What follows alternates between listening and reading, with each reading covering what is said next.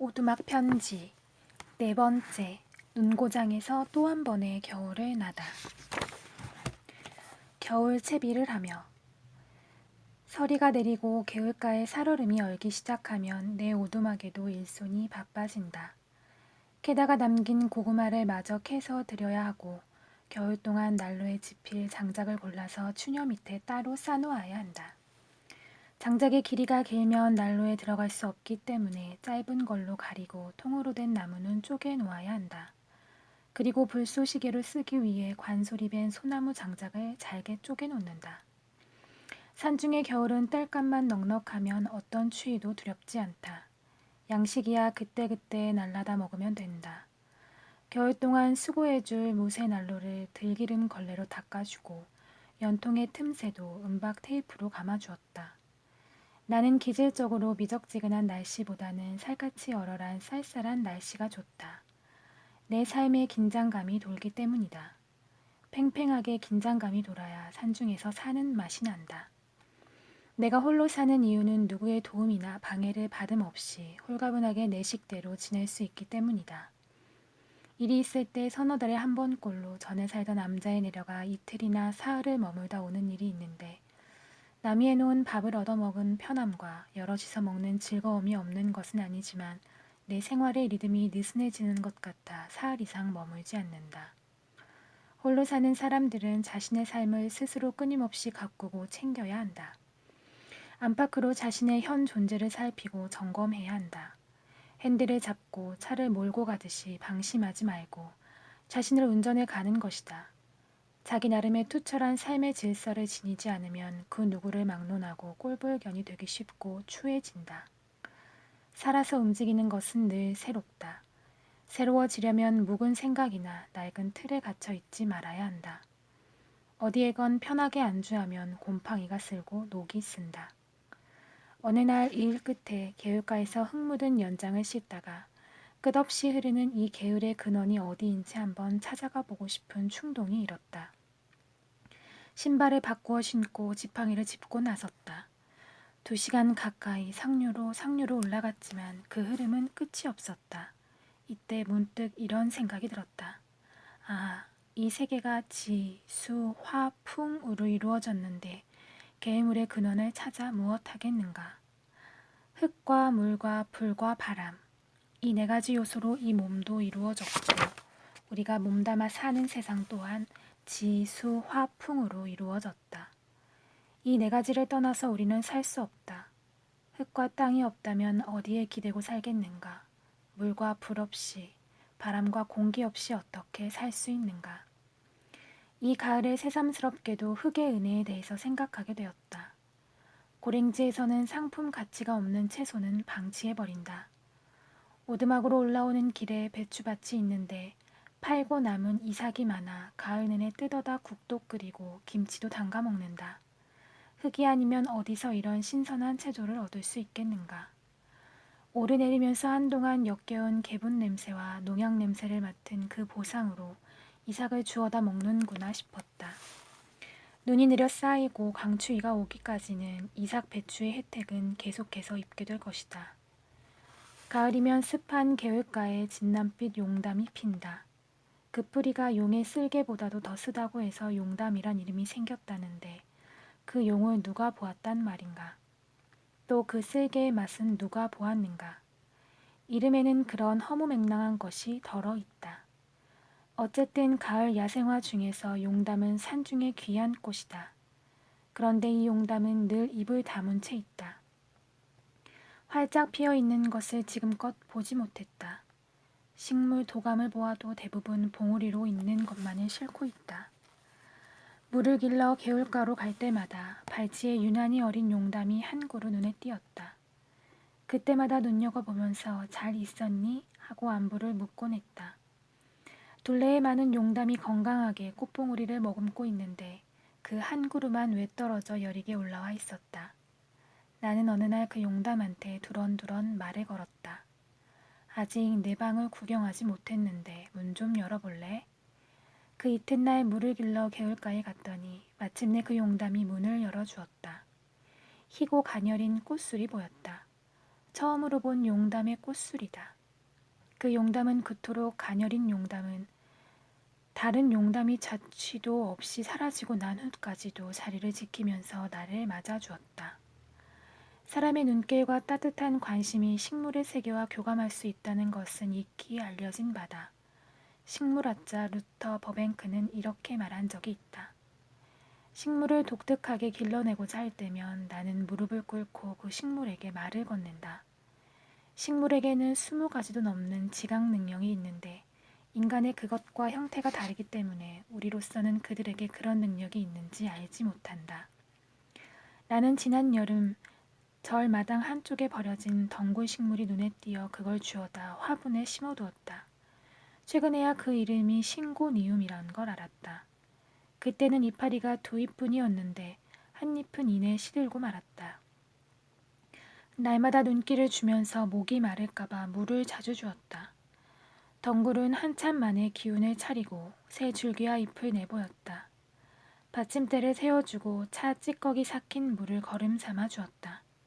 겨우 한 잎뿐이던 것이 지금은 30여 개나 되는 이파리와 2자 반이 넘는 줄기로 무성하게 자라났다. 보살핌에 대한 그 보답을 지켜보면서 식물은 우주의 뿌리를 내린 감정이 있는 생명체라는 사실을 실감했다. 식물은 인간에게 유익한 에너지를 내보내고 있는데 투명한 사람만이 그 에너지를 느낄 수 있다.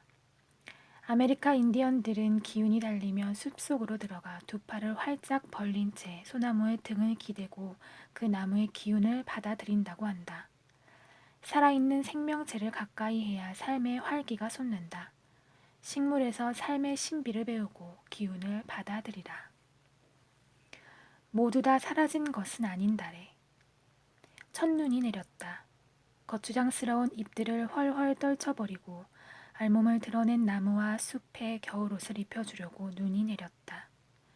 아메리카 인디언의 달력에 의하면 모두 다 사라진 것이 아닌 달인 11월. 그 11월에 들어서면 나무들은 여름과 가을철에 걸쳤던 옷을 미련 없이 헐헐 벗어버린다. 나무들이 모여서 이룬 숲은 입동 무렵이면 겨울맞이 채비를 다 끝내고 빈 가지에 내려앉을 눈의 자리를 마련해준다.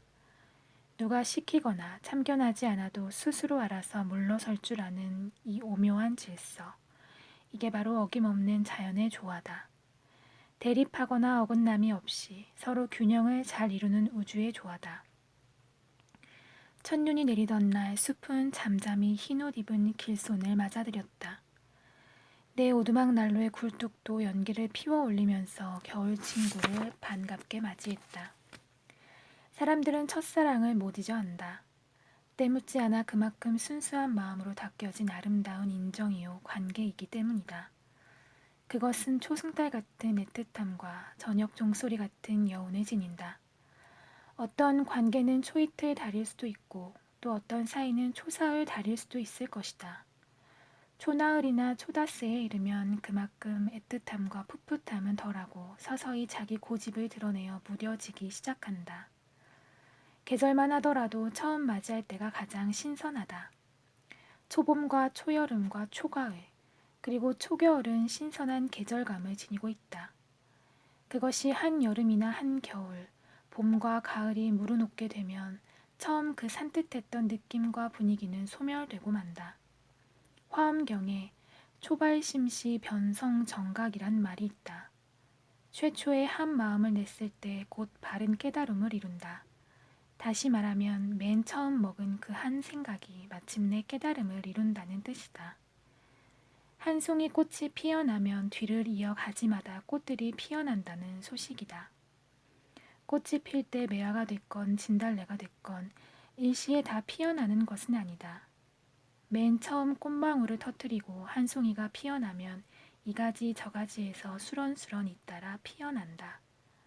첫 마음을 잊지 말아야 한다.